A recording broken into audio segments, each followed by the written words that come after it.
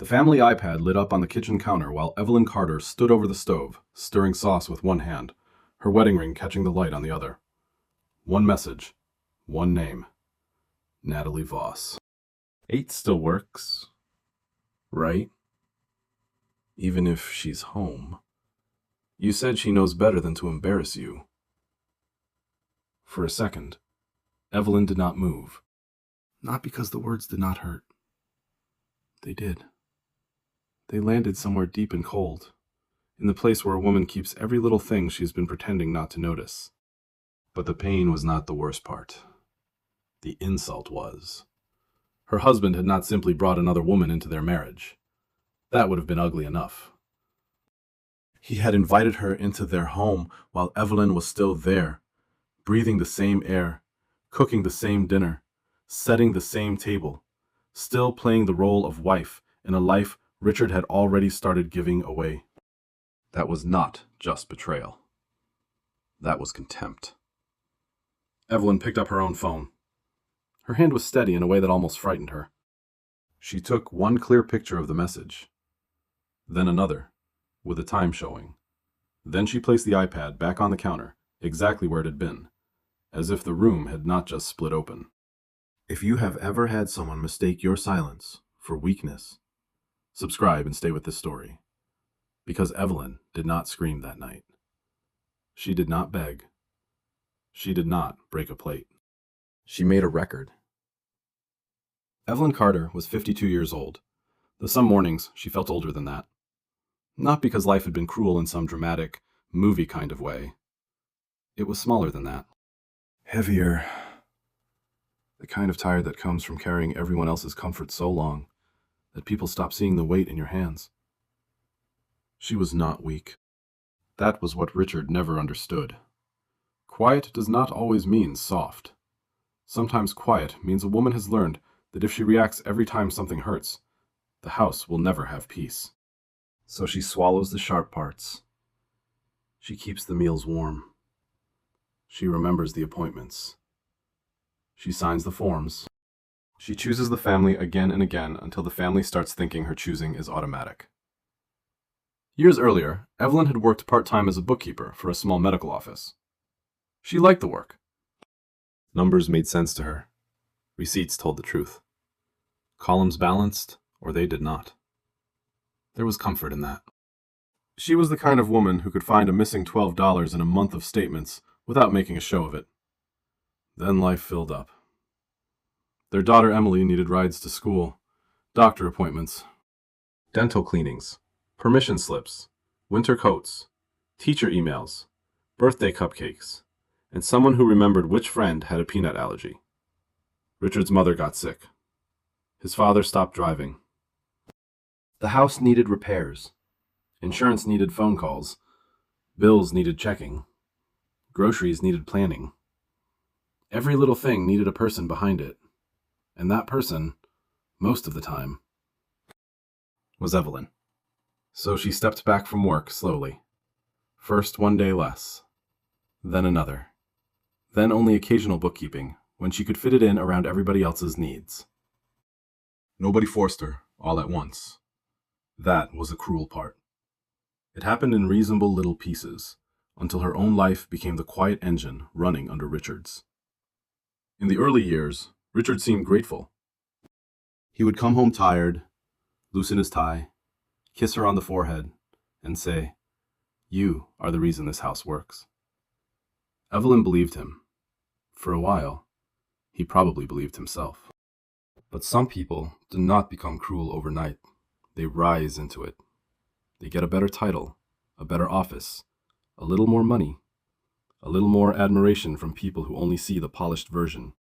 Then they come home and start treating the person who held everything together like old furniture. Useful, familiar, easy to ignore. Richard's job got bigger. His title sounded more important. His business trips became longer. His phone calls moved into other rooms. His patience at home grew shorter, as if Evelyn and Emily were now interruptions in a life he considered more impressive than theirs. The way he spoke to Evelyn changed first. Not enough for anyone outside the marriage to notice. Just enough for her to feel the floor tilt. "You wouldn't understand the pressure I'm under," he would say. Or, "I handle the real money." Or, "Don't turn this into an emotional thing." Then one night, he said the sentence that stayed with her. "You're lucky you don't have to deal with the world like I do." Evelyn remembered standing in the kitchen, holding Emily's school form in one hand and his mother's medication list in the other, wondering what world he thought she had been living in. Their marriage did not explode. It faded. It thinned out around the edges.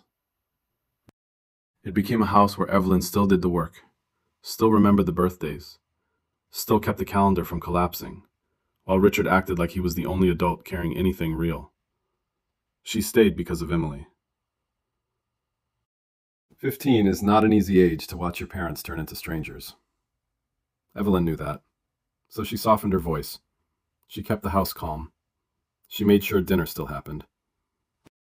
She did not want Emily growing up inside a battlefield. Evelyn told herself patience was strength. Richard looked at that patience and saw permission. He thought she did not notice. He thought she was too tired to question him, too attached to the family to risk breaking it, too ordinary to be dangerous. He thought Evelyn could be trained into silence. And once Richard learned that Evelyn would stay quiet to protect the peace, he started using that peace as a place to hide. At first, the changes were small enough to explain away. That is how deception usually enters a marriage. Not with a confession, not with lipstick on a collar like some cheap television scene. It comes in wearing routine. A late meeting here, a new password there. A look at the phone that lasts 1 second too long. Richard started coming home later. Not every night. That would have been too obvious. Just enough nights to make it feel like work. He would come in through the garage, past the kitchen, kiss the air near Evelyn's cheek, and go straight upstairs to shower before he had even asked how Emily's day went. At first, Evelyn told herself he was stressed. Then he changed the password on his phone. "Company security," he said. Then he started leaving the phone face down on tables. "The light bothers me," he said. Then he began smiling at messages he would not explain. And when Evelyn looked at him a little too long, he made her feel foolish for seeing what was right in front of her. "You're staring at me like a detective," he said one night. The old Richard would have laughed and handed her the phone. The new Richard angled the screen away and acted like her noticing was the problem. There were charges. 2. Small ones first. A downtown restaurant Evelyn had never been to. Richard said it was a client dinner. A week later, a hotel charge appeared on the joint card. Richard said the company booked a regional meeting, and somehow the wrong card got used. Then came the cash withdrawals. $200, $300. Not enough to start a war over. Just enough to leave a question in the room. They always happened on days Richard came home late, freshly showered, smelling like soap that did not belong to their bathroom. When Evelyn asked him about it, Richard sighed. Not angry. Worse. Tired of her. "You don't need to audit me like I'm one of your grocery receipts." He said it quietly, almost gently. That was the part that made it sting. Richard had learned he did not have to yell to make Evelyn doubt herself. A calm insult could do the work just fine. Every concern became insecurity. Every question became drama. Every strange charge became proof that she did not understand the kind of life he had to manage. Then Natalie Voss began appearing around the edges.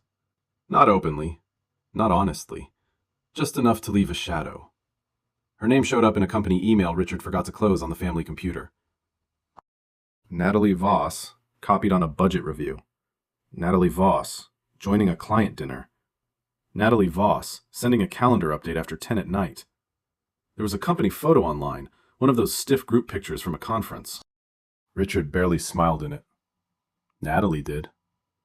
She stood close to him, angled slightly toward his chest, wearing the kind of smile that said the camera was not catching the whole story. Evelyn did not confront him right away. By then, she had learned something hard. Richard revealed more when he thought she was not paying attention.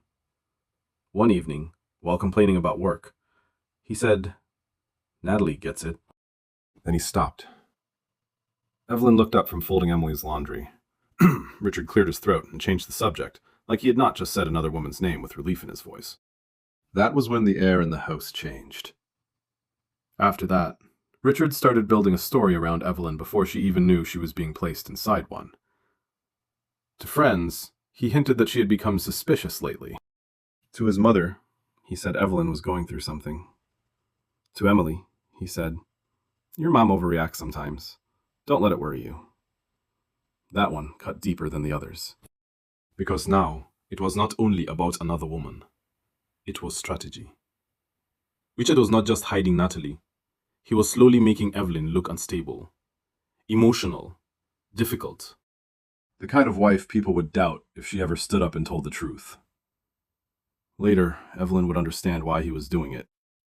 Men like Richard do not always cheat with only desire. Sometimes they cheat with a backup plan. If the marriage broke, he wanted to be the reasonable one, the calm one, the successful father who had tried to manage a wife who could not control her emotions. It was not love. It was positioning. And without realizing it yet, Evelyn was standing at the edge of a custody fight Richard had already started drafting in his head. That is what gaslighting does when it has enough time. It does not simply hide the truth. It makes you feel guilty for wanting the truth in the first place. Then, one Friday night, Richard made the mistake every arrogant liar makes sooner or later. He got comfortable. The dinner that night should have been ordinary. Chicken in the oven, green beans on the stove. A salad Evelyn made because Emily liked the dressing exactly one way and would pretend not to eat it if Evelyn bought the wrong brand. The house smelled warm, safe, almost. That was the cruelty of it. Sometimes betrayal does not arrive in a dark parking lot or a motel room. Sometimes it walks through the kitchen while dinner is still cooking. Richard came home at 6:40. He kissed Evelyn on the cheek, but his eyes were already somewhere else. That had become his habit. Touch without attention. Marriage reduced to muscle memory. He loosened his tie, set his phone down, face down, then said Natalie might stop by later to drop off some work documents. He said it casually. Too casually. As if a younger woman from his office coming to their house on a Friday night was just another item on the calendar. Evelyn kept stirring the sauce. "What time?" she asked. Richard glanced at her, then toward the clock. "Maybe 8, he said. "Just quick, don't make it weird." There it was, the warning, dressed up as a request. Do not react. Do not question. Do not embarrass me. Evelyn said nothing. She only stirred the sauce a little slower. A few minutes later, the family iPad lit up on the counter. She almost ignored it. Almost. Then she saw Natalie's name. The first message changed the room before Evelyn had even finished reading it. 8 still works. Right. Even if she's home. You said she knows better than to embarrass you. Evelyn read it once. Then again, her hands stayed wrapped around the spoon. Her breathing stayed even. But inside, something stepped back from Richard. Not angrily. Not loudly. Just, finally. Then the second message appeared. Should I bring the overnight bag? Or is that too bold? That was when Evelyn understood the whole shape of it. Richard was not sneaking around her anymore. He was stepping over her. He had invited his mistress into their home while his wife was still there. As if Evelyn were part of the furniture. A chair to move around, a lamp to ignore. A woman trained so well, she would lower her eyes in her own kitchen. For a second, her body wanted to betray her. Her hands wanted to shake. Her throat wanted to close. Her chest wanted to break open. She allowed none of it. She picked up her phone and took photos of both messages, carefully, clearly. One wide photo showing the iPad on the kitchen counter. One close enough to show Natalie's name. One with the time visible. Not rushed, not blurry, not emotional. Then she placed the iPad back exactly where it had been. She did not confront Richard. She did not warn Natalie. She did not call his mother. She did not post anything. She did not give Richard the gift of knowing what she knew. Instead, Evelyn let the clock do the work. At 7:18, Richard asked if she planned to go upstairs early, Because she looked tired. Evelyn said, "Maybe." At 7:31, he checked his phone under the table and smiled, before remembering he was supposed to look bored. Evelyn asked Emily if she had finished her history project. At 7:42, Richard reminded her that Natalie might stop by, and said Evelyn should be mature about it. Evelyn nodded and poured water into his glass. At 7:55, Richard went to the hallway mirror. He fixed his collar, smoothed the front of his shirt, touched cologne to his neck like a man preparing for a date inside the house his wife still cleaned. Evelyn watched from the kitchen. By then, jealousy had already turned into something else. Something colder. Cleaner. At 7:59, she opened a note on her phone and wrote down the time, the messages, and Richard's words exactly as she remembered them. She was not hacking anything. She was not breaking into his phone. She was not sneaking through private accounts. She was documenting what appeared on a family device in her own kitchen, in a home where she still had every right to stand. Richard looked toward the staircase. "You heading up?" he asked. Evelyn looked at him with the calm face he had mistaken for surrender. "In a minute," she said. Then the doorbell rang, exactly at 8. Evelyn did not open that door like a woman walking into a fight. She opened it like a woman walking into a record. That was the difference Richard never understood. He thought the worst thing that could happen that night was embarrassment. A raised voice in the entryway, a wife crying in front of the other woman, a scene he could later retell as proof that Evelyn was unstable. He expected her to give him noise. She gave him evidence. Natalie Voss left that night looking less confident than she had when she arrived. Richard spent 20 minutes trying to explain the overnight bag as a misunderstanding, as if luggage had somehow wandered onto their porch by accident. Evelyn listened. Not because she believed him. Because liars tell you useful things when they think they are saving themselves. When Richard finally ran out of explanations, Evelyn went upstairs, closed the bedroom door, and sat on the edge of the bed with her phone in her hand. She did not call her sister. She did not call Richard's mother. She did not write a long message she would regret in the morning. She opened a folder and named it simply Richard. That was where the marriage stopped being only a wound. It became evidence. The first things she saved were the photographs from the family iPad, the message with Natalie's name, the time, the sentence about Evelyn being home, the little line that said more about Richard than any confession could have. Then she opened their joint bank account. She did not need to guess anymore. Once someone shows you the shape of a lie, the numbers usually show you the size of it. There were restaurant charges she had never seen before. 2 dinners downtown. One on a Tuesday when Richard had claimed he was stuck in budget meetings. One on a Saturday afternoon when he said he was checking on his mother. There were hotel charges that did not belong to any trip they had taken together. There were rideshare receipts. A perfume store. A jewelry boutique. A flight to Dallas Richard had called a work conference, except the second ticket had been paid from the same card. Evelyn took screenshots first. Then she downloaded the statements. Screenshots could be dismissed as panic. Statements were different. Statements had dates. Vendors. Amounts. They looked colder on a table, harder to talk around. Then she found the transfers. Consulting support. $500. Then another. Then $1,200. The account name was not Natalie Voss. Not directly. Richard was not that careless. But the initials matched. The dates matched. The amounts matched the weekends he came home late, freshly showered, smelling like hotel soap and expensive guilt. Evelyn did not smile when she found it. There are discoveries that make a person feel powerful. And there are discoveries that make a person feel sick. Because being right is not always a victory. This one did both. She printed the credit card statements from the account she was authorized to access. She saved the bank alerts from the joint account. She copied the family calendar. She pulled school pickup records from emails she had sent and received herself. Then she gathered the things Richard had never considered important enough to remember. Dentist appointments, pediatrician reminders, Parent-teacher meeting confirmations, emails from Emily's school counselor, receipts for school supplies, messages about rides, rehearsals, deadlines, and the small emergencies that make up a child's life.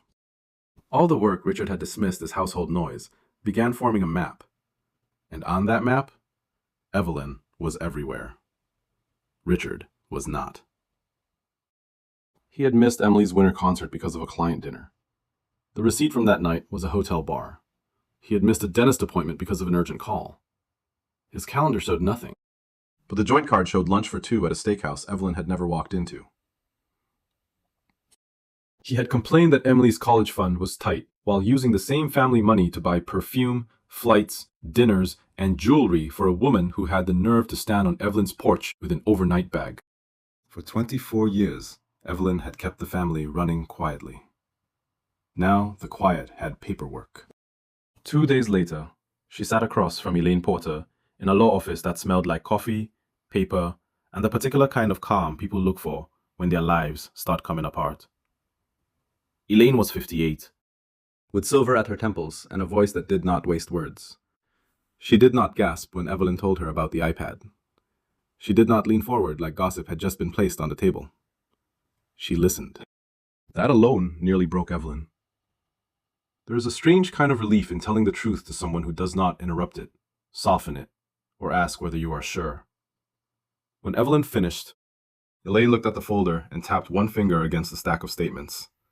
According to what you've shown me, Elaine said, the affair may explain his character, but the money trail may decide the consequences. Evelyn sat very still. Elaine continued. In their own minds, men like Richard rename everything. Infidelity becomes growth. Hidden spending becomes planning.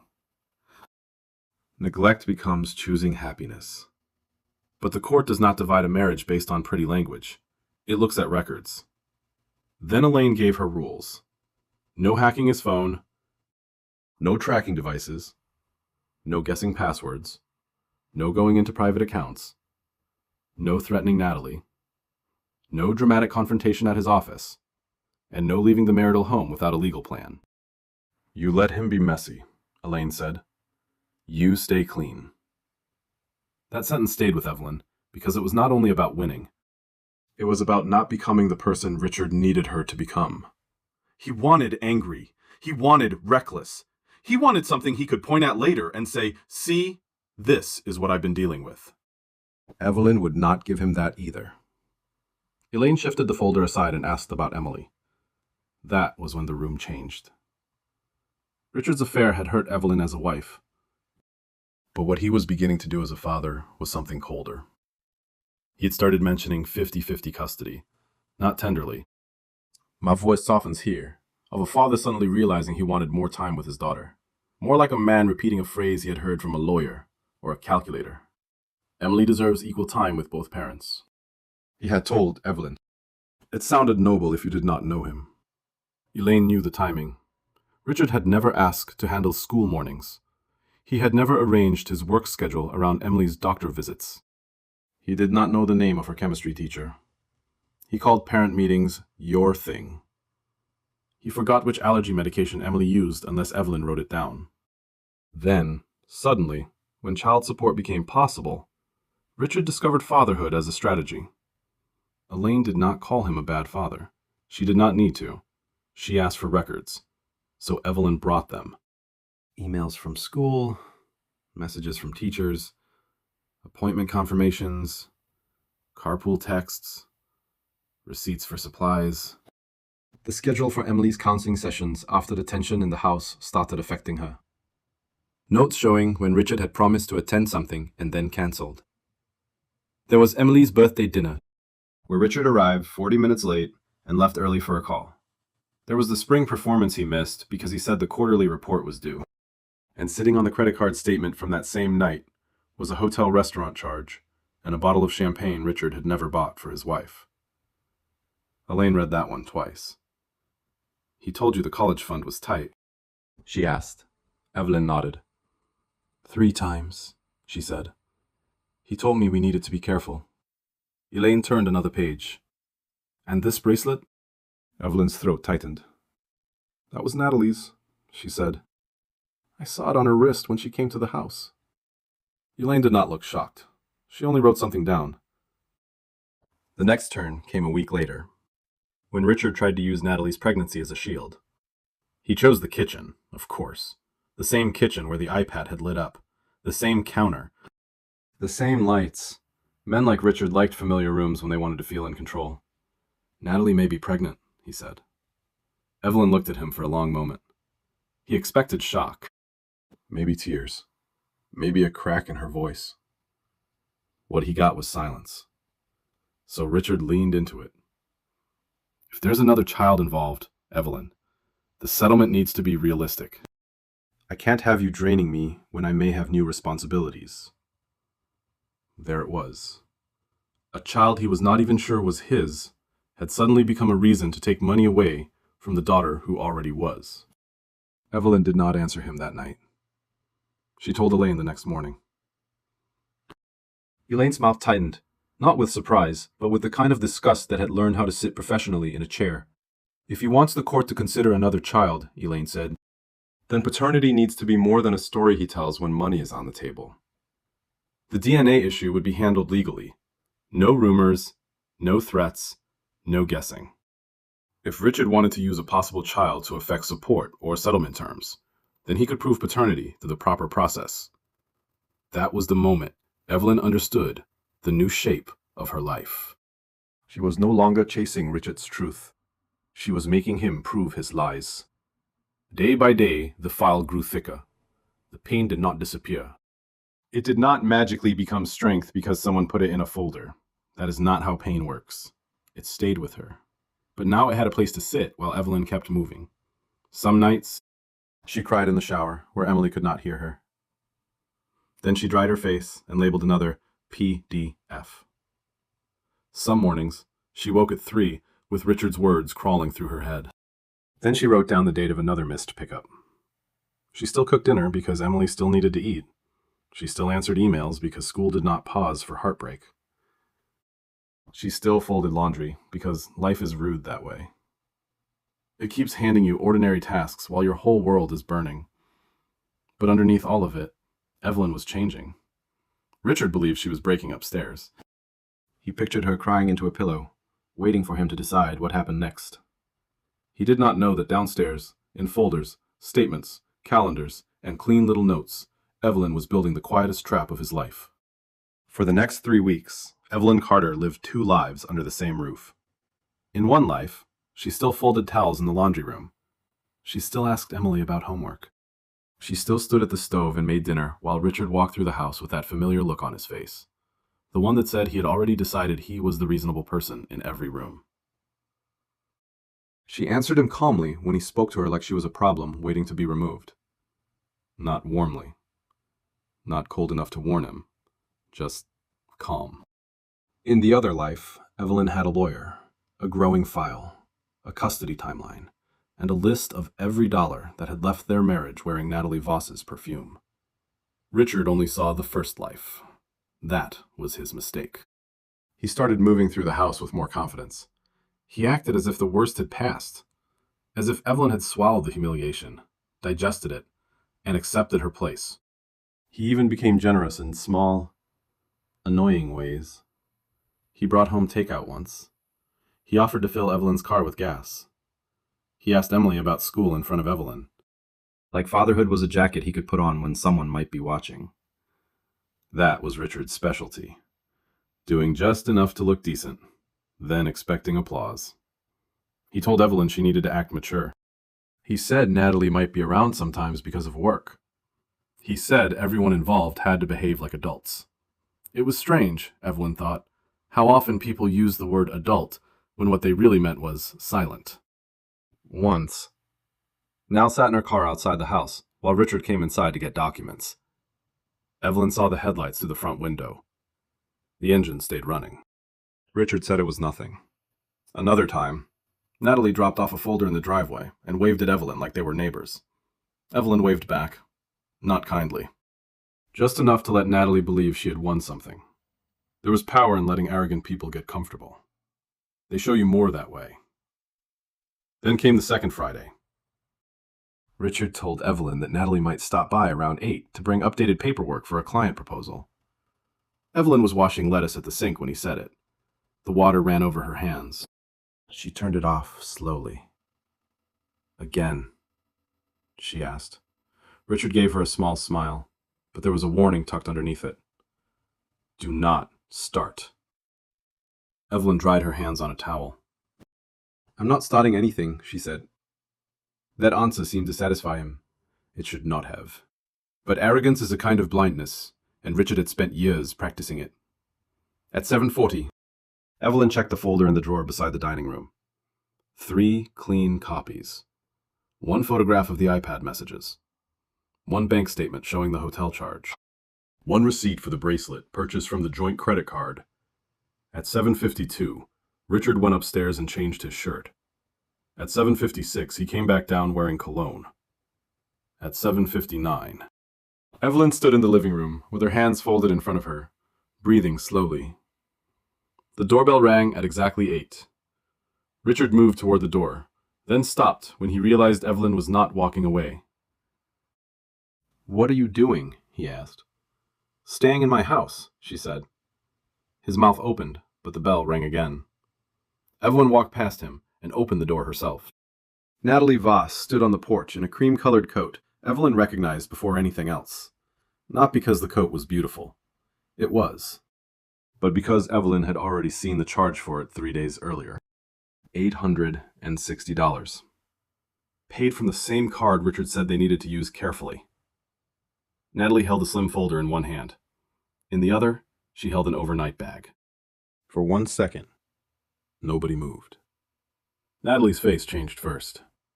Confidence slipped into confusion. Confusion turned into fear when she saw Evelyn standing there, not upstairs, not embarrassed, not erased. Evelyn stepped aside. "Natalie, come in," she said. "Since my husband invited you into my house while I was still here, I think we can all stop pretending this is about paperwork." Richard whispered her name like a warning. "Evelyn." She looked at him. "No, Richard. You have warned me for years. Tonight, you can listen."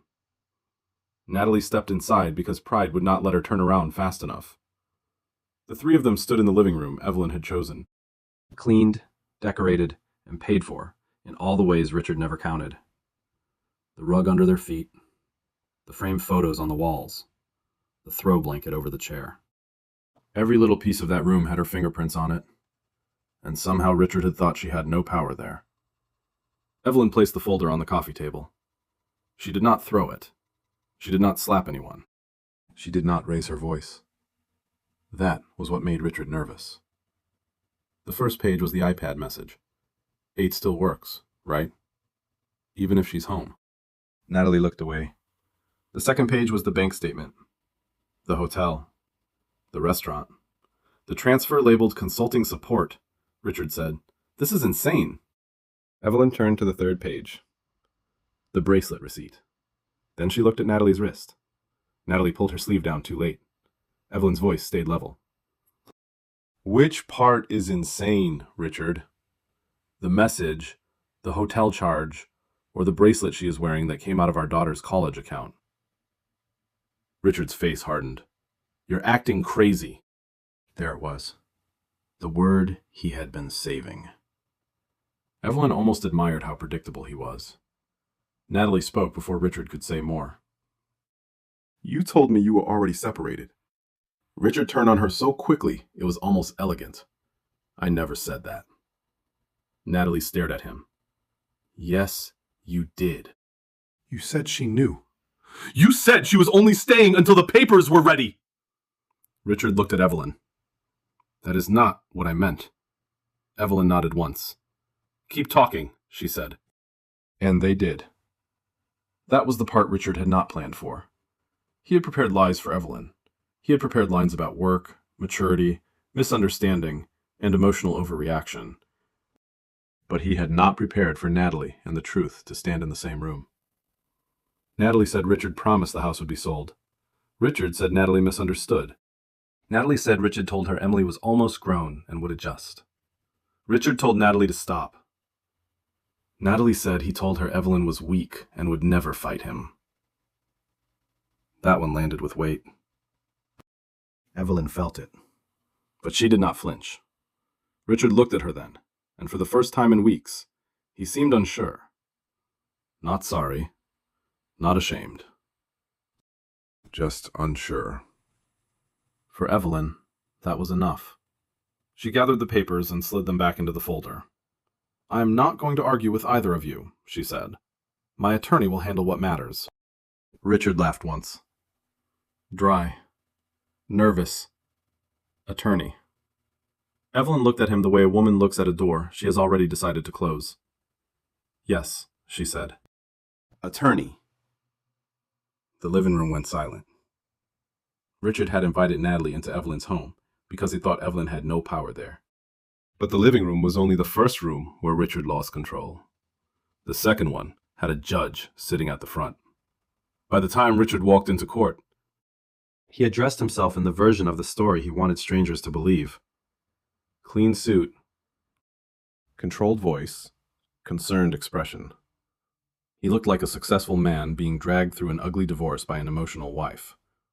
That was the costume he chose.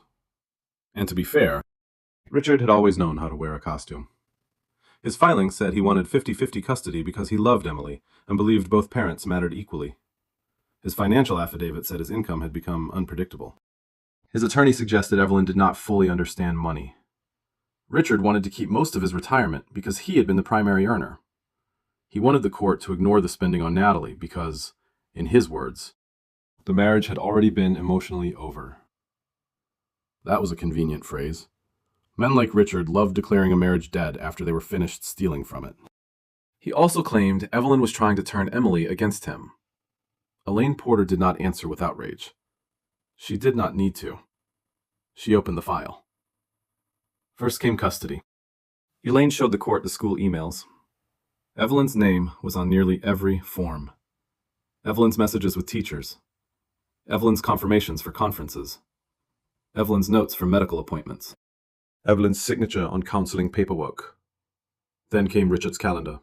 Late meetings, client dinners, work emergencies. Then came the receipts that matched those same nights. Hotel bar. Downtown restaurant. Boutique parking garage. 2 flights. 1 jewelry purchase. The judge looked at Richard for a long moment. "Mr. Carter," the judge asked, "can you explain why your requested parenting schedule begins after the financial affidavit was filed?" Richard adjusted his tie. That was all he did at first.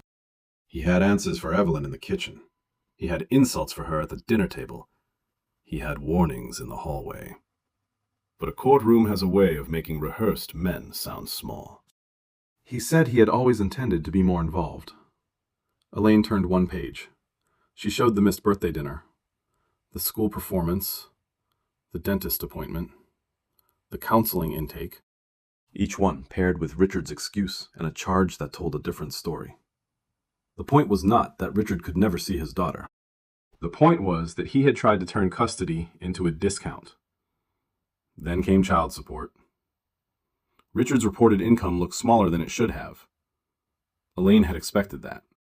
People who learn to hide affairs often learn to hide money in the same season. She showed the court a bonus moved through a small LLC. A separate account Richard had not properly disclosed. Payments marked consulting support. No contract.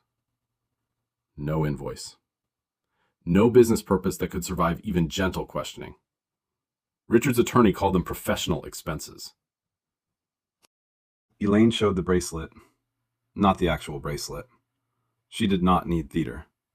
She had the receipt, the credit card statement, and a photograph from the night Natalie stood in Evelyn's living room wearing it. Consultants usually send invoices. They do not usually wear the invoice on their wrist. The judge did not smile. Judges rarely do when something is that obvious. The hotel charges came next. Then the dinners. Then the flights. Then the coat Natalie wore to a house Richard did not own by himself, no matter how long he had acted like he did. Elaine did not say Richard was evil. She did not need to dress it up. She simply said marital funds had been used for a non-marital relationship, while Richard was claiming there was not enough money for Emily's college savings. That sentence did more damage than anger ever could. Then Richard tried one more angle. Natalie was pregnant, he said. Or she might be. He had potential obligations. His financial future was uncertain. The court should consider that Elaine stood slowly. According to Elaine, in their state, the court would not treat a possible child as a financial excuse without proper proof. If Mr. Carter is asking this court to consider another child in relation to support, she said, then paternity cannot be based on convenience. The DNA test was ordered through the proper legal process. Richard looked offended, as if proof itself were rude. Weeks later, the result came back. Richard was not the father. Natalie stopped answering his calls soon after. It was not dramatic. It was worse. She simply disappeared from the story the moment Richard stopped being useful. That was the thing about the life Richard had tried to build. It had no foundation. Just promises, secrecy, and borrowed money. When the final orders came down, they did not sound like revenge. They sounded like consequences. Child support was calculated using Richard's real income, including the money he had tried to move out of sight. The hidden bonus came into the financial disclosure. The questionable transfers were examined. A portion of the money spent on Natalie was treated as waste of marital funds. Richard was ordered to contribute toward Evelyn's attorney fees. His request for 50-50 custody was not granted the way he had imagined. The court looked at actual caregiving history, not the fatherhood Richard discovered after seeing support numbers. He still had parenting time. Evelyn wanted Emily to have a father if Richard was willing to become one, but he did not get to use their daughter as a financial shield. That mattered to Evelyn more than anything. When the judge finished, there was no speech about karma, no thunder, no grand moment where everyone gasped. Just paper, signatures, a quiet courtroom, and Richard staring at the table like the numbers had betrayed him. But numbers do not betray people. They remember. Richard had spent years thinking Evelyn did not understand money, court, custody, or strategy. He was wrong. She understood something better. Patience. And in the end, his own records did what Evelyn never had to do. They raised their voice. Evelyn Carter did not leave the courthouse smiling. That would have made the story too simple. She walked out with a folder under one arm, her daughter's schedule in her purse, and a silence around her that felt nothing like the silence Richard had forced on her for years. This silence belonged to her. Richard had lost money. He had lost control. He had lost Natalie the moment the DNA test made him less useful than he had promised to be. He had lost the clean, respectable version of himself he had tried so hard to sell. But Evelyn did not need to destroy him further. He had done that with his own hands. A month after the final order, Evelyn moved into a townhouse on the quieter side of town. It was smaller than the house Richard had treated like his kingdom, but every room felt honest. Emily had her own bedroom. Small, but bright. She picked pale blue curtains, taped photos beside her mirror, and placed her school calendar on the wall where both of them could see it. For the first time in a long time, nobody in the house whispered around Richard's mood. The bills came in Evelyn's name. The locks were changed. The kitchen table was plain oak. Not expensive, not impressive, just steady. Evelyn liked that about it. Steady had become beautiful to her. She went back to bookkeeping at a local business 3 days a week. At first it was just work. Numbers, receipts, invoices, clean columns that did not lie.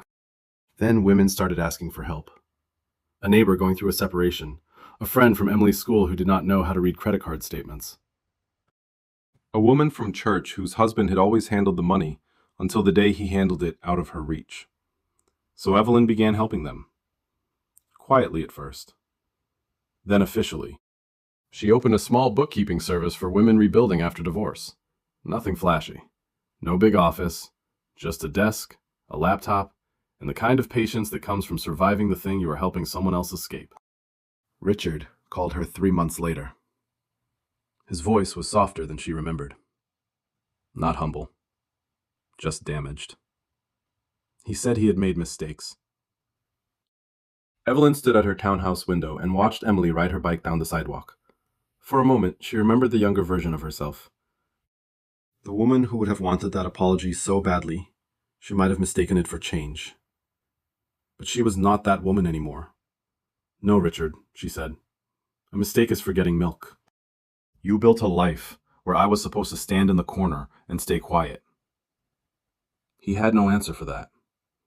Men like Richard rarely do when a woman stops translating cruelty into confusion. Later, Evelyn met Daniel. He was 56, a widower, and a high school history teacher who repaired old furniture on weekends. He did not sweep into her life like a rescue, and that was exactly why she trusted him. Evelyn did not need rescuing, Daniel asked before assuming. He listened without preparing a defense. He respected the life she had rebuilt, because he understood that peace, once earned, should not be handled carelessly. Redemption was not a mansion. It was not Richard begging on his knees. It was not Natalie crying in a parking lot. Redemption was Evelyn sleeping through the night. It was Emily seeing her mother laugh again. It was Evelyn signing documents with a steady hand. It was knowing how to read every statement, every account, every line that used to scare her. It was no longer asking permission to be respected. Richard thought Evelyn was a fool because she was quiet. He thought she was a puppet because she did not fight the way he expected. But Evelyn had not been weak. She had been listening. She had been remembering. She had been preparing. And when the truth, the records, and a calm woman finally stood in the same room, Richard lost the one thing he valued most: control. If this story reminded you that silence is not the same as surrender, subscribe and stay with us for more stories about betrayal, divorce, custody battles, and the quiet moments when people take their power back. Because sometimes, the quietest person in the room is the one holding every receipt.